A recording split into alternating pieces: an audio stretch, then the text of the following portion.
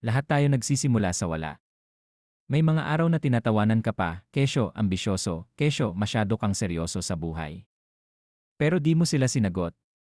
Tahimik ka lang. Gabi-gabi kang puyat, umaga-umaga kang naglalakad papuntang trabaho, kahit butas ang sapatos mo. Minsan ang panaginip mo lang, simpleng buhay na may sariling bahay. Pero kahit yon, pinagtatawanan ka pa. Dumaan ang mga taon.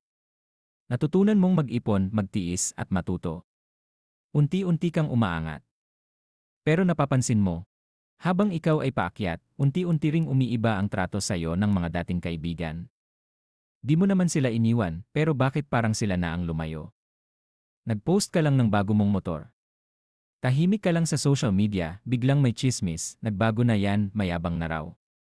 Kahit wala ka namang pinagyayabang. Bakit pag umaangat ka, parang kasalanan pa? Minsan mapapaisip ka rin, sana, hindi na lang ako nagsumikap. Para walang masaktan. Pero alam mo sa puso mo, ginagawa mo to hindi lang para sa'yo, kundi para sa pamilya mo.